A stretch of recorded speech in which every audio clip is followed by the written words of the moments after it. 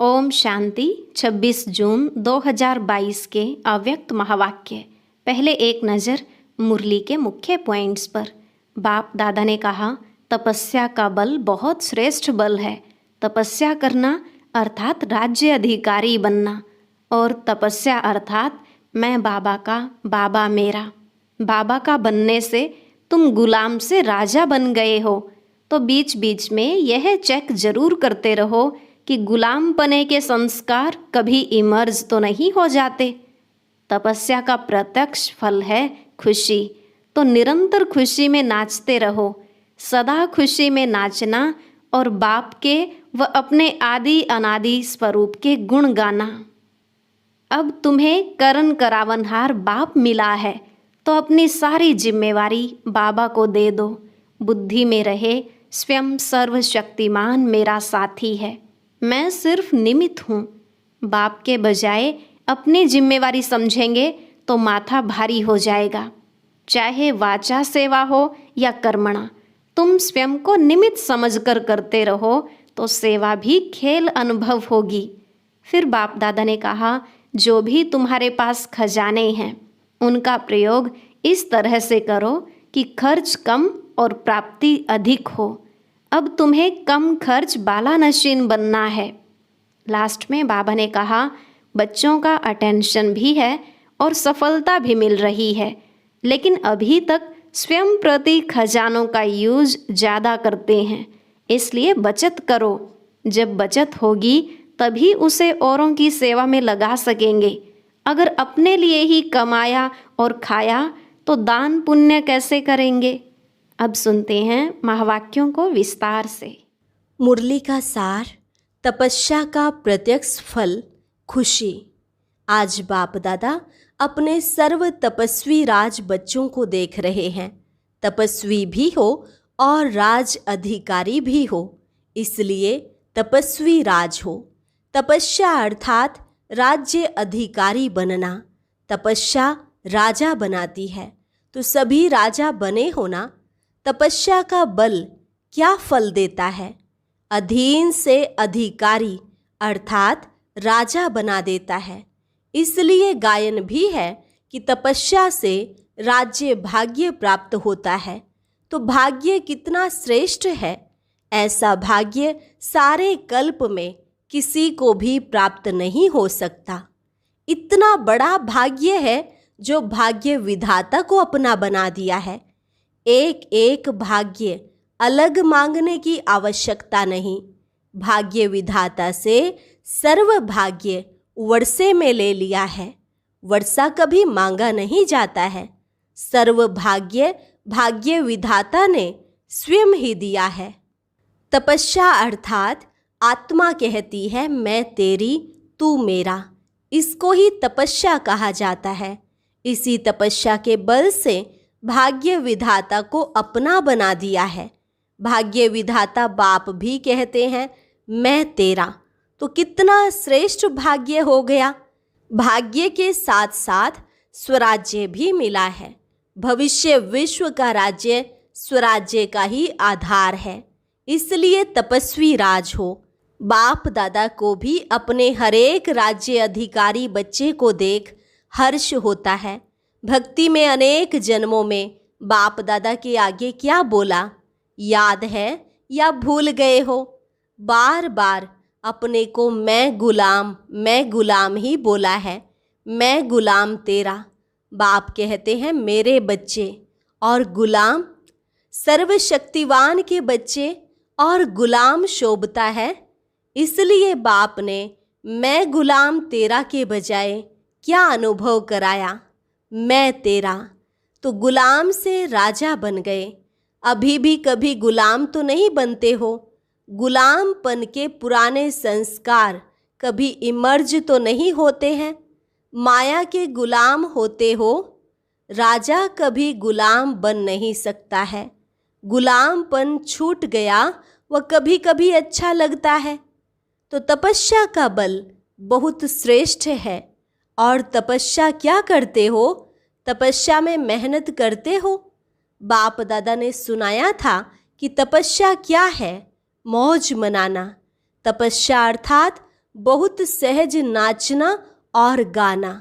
बस नाचना गाना सहज होता है, वो मुश्किल होता है।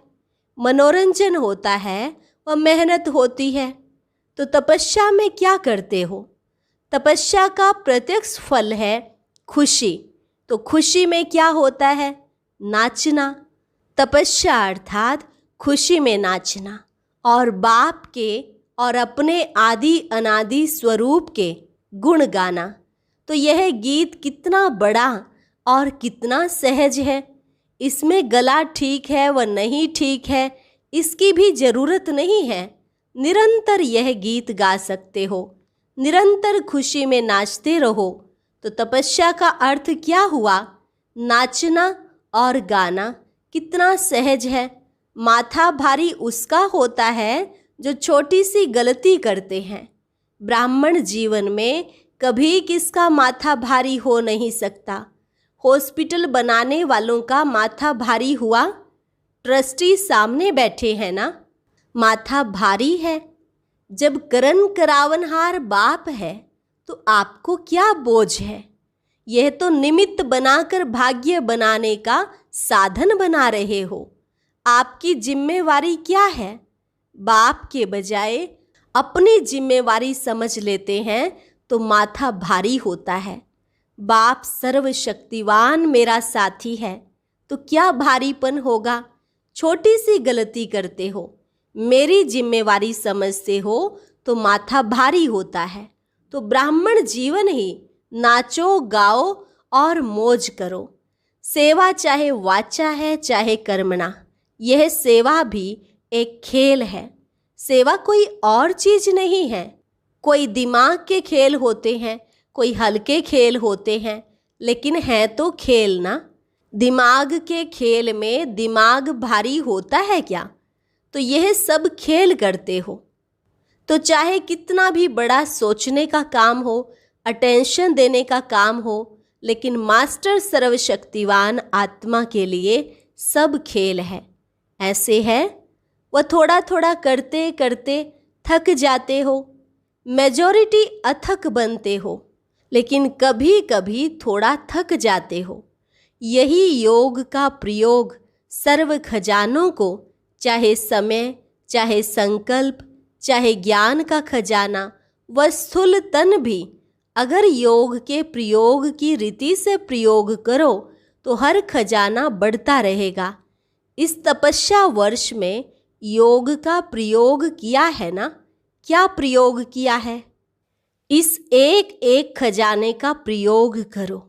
कैसे प्रयोग करो? कोई भी खजानों को कम खर्चा और प्राप्ति अधिक, मेहनत कम सफलता ज़्यादा, इस विधि से प्रयोग करो। जैसे समय को व संकल्प को उठाओ, यह श्रेष्ठ खजाने हैं। तो संकल्प का खर्च कम हो लेकिन प्राप्ति ज़्यादा हो। जो साधारण व्यक्ति 2-4 मिनट संकल्प चलाने के बाद, सोचने के बाद सफलता या प्राप्ति कर सकता है, वह आप 1-2 सेकंड में कर सकते हो। जिसको साकार में भी ब्रह्मा बाप कहते थे, कम खर्चा बाला नशीन। खर्चा कम करो लेकिन प्राप्ति 100 गुना हो। इससे क्या होगा? जो बचत होगी, चाहे समय की चाहे संकल्प की, तो बचत को औरों की सेवा में लगा सकेंगे। दान पुण्य कौन कर सकता है? जिसको धन की बचत होती है। अगर अपने प्रति लगाने जितना ही कमाया और खाया तो दान पुण्य कर नहीं सकेंगे। योग का प्रयोग यही है। कम समय में रिजल्ट ज़्यादा, कम संकल्प से अनुभूति ज़्यादा हो, तब ही हर खजाना औरों के प्रति यूज कर सकेंगे। ऐसे ही वाणी और कर्म, कम खर्चा और सफलता ज़्यादा, तभी कमाल गाई जाती है। बाप दादा ने कमाल क्या की? कितने थोड़े समय में क्या से क्या बना दिया।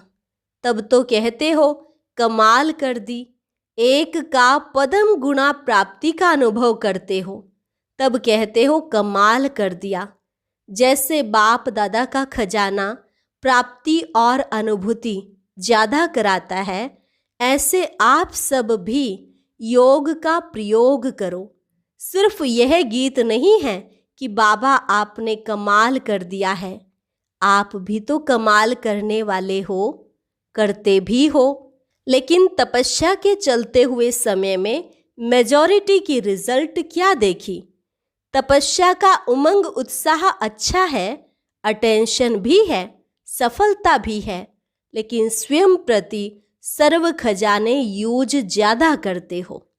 अपनी अनुभूतियाँ करना यह भी अच्छी बात है, लेकिन तपस्या वर्ष स्वयं प्रति और विश्व सेवा प्रति ही दिया हुआ है। तपस्या के वाइब्रेशंस विश्व में और तीव्र गति से फैलाओ।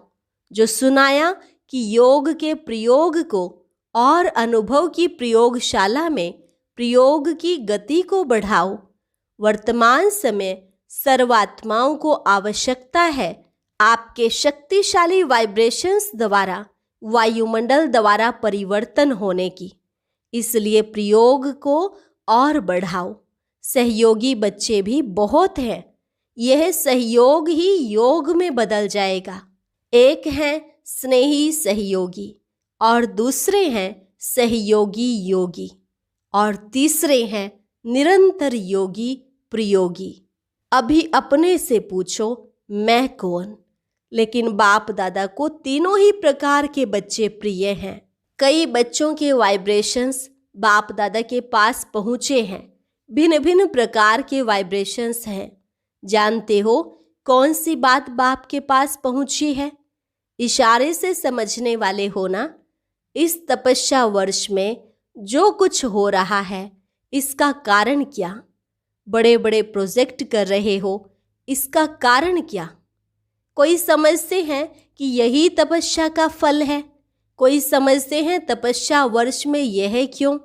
दोनों वाइब्रेशंस आते हैं, लेकिन यह समय की तीव्र गति और तपस्या के वाइब्रेशंस से आवश्यकता का पूर्ण होना, यह तपस्या के बल का फल है। फल तो खाना पड़ेगा ना। यह ड्रामा दिखाता है कि तपस्या सर्व आवश्यकताओं को समय पर सहज पूर्ण कर सकती है। समझा? क्वेश्चन नहीं उठ सकता कि यह क्यों हो रहे हैं। तपस्या अर्थात सफलता सहज अनुभूति हो। आगे चलकर असंभव कैसे सहज संभव होता है, यह अनुभव ज़्यादा से ज़्यादा करते रहेंगे। विघ्नों का आना यह भी ड्रामा में आदि से अंत तक नोंद है। यह विघ्न भी असंभव से संभव की अनुभूति कराते हैं। तो आप सभी तो अनुभवी हो ही गए हैं, इसलिए विघ्न भी खेल लगता है। जैसे फुटबॉल का खेल करते हो तो क्या करते हो? बॉल आता है तभी तो ठोकर लगाते हो। अगर बॉल ही ना आए तो ठोकर कैसे लगाएंगे? खेल कैसे होगा? यह भी फुटबॉल का खेल है। खेल खेलने में मज़ा आता है ना? या मूंझते हो? कोशिश करते हो ना कि बॉल मेरे पाँव में आए, मैं लगाऊं। यह खेल तो होता रहेगा, नथिंग न्यू। ड्रामा खेल भी दिखाता है और संपन्न सफलता भी दिखाता है। यही ब्राह्मण कुल की रीति रस्म है। अच्छा, इस ग्रुप को बहुत चांस मिले हैं। किसी भी कार्य के निमित्त बनना, किसी भी प्रकार की विधि से निमित्त बनना, अर्थात चांस लेने वाले चांसलर बनना। आज के विश्व में संपत्ति वाले तो बहुत हैं, लेकिन आपके पास सबसे बड़े से बड़ी संपत्ति कौन सी है जो दुनिया वालों के पास नहीं है? और उसी की आवश्यकता संपत्ति वालों को भी है तो गरीब को भी है। वह कौन सी संपत्ति है? सबसे बड़े से बड़ी आवश्यक संपत्ति है सिंपैथी। चाहे गरीब हैं चाहे धनवान हैं, लेकिन आज सिंपैथी नहीं है। सिंपैथी की संपत्ति सबसे बड़े से बड़ी है। और कुछ भी नहीं दो, लेकिन सिंपैथी से सबको संतुष्ट कर सकते हो।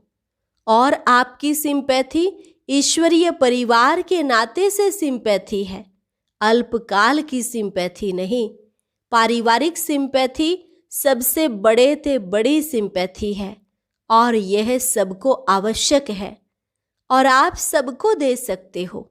रूहानी सिंपैथी तन, मन और धन की भी पूर्ति कर सकती है। अच्छा, इस पर फिर सुनाएंगे। चारों ओर के तपस्वी राज, श्रेष्ठ आत्माएं सदा योग के प्रयोग द्वारा कम खर्च, सफलता, श्रेष्ठ अनुभव करने वाले, सदा मैं तेरा तू मेरा इस तपस्या में मगन रहने वाले, सदा हर समय तपस्या के द्वारा खुशी में नाचने और बाप और अपने गुण गाने वाले ऐसे देश विदेश के सर्वस्मृति स्वरूप बच्चों को बाप दादा का याद प्यार और नमस्ते। रूहानी बच्चों की रूहानी बाप दादा को नमस्ते नमस्ते, गुड मॉर्निंग। आज का वरदान, अपने चलन और चेहरे द्वारा भाग्य की लकीर दिखाने वाले श्रेष्ठ भाग्यवान भव। आप ब्राह्मण बच्चों को डायरेक्ट अनादि पिता और आदि पिता द्वारा यह अलौकिक जन्म प्राप्त हुआ है। जिसका जन्म ही भाग्य विधाता द्वारा हुआ हो, वह कितना भाग्यवान हुआ। अपने इस श्रेष्ठ भाग्य को सदा स्मृति में रखते हुए हर्षित रहो। हर चलन और चेहरे में यह स्मृति स्वरूप प्रत्यक्ष रूप में स्वयं को भी अनुभव हो और दूसरों को भी दिखाई दे। आपके मस्तक बीच यह भाग्य की लकीर चमकती हुई दिखाई दे, तब कहेंगे श्रेष्ठ भाग्यवान आत्मा। स्लोगन, योगी तू आत्मा वह है जो अंतर्मुखी बन लाइट माइट रूप का अनुभव करता है। योगी तू आत्मा वह है जो अंतर्मुखी बन लाइट माइट रूप का अनुभव करता है। अच्छा, और अब सुनते हैं आज का अव्यक्त ज्ञान मोती।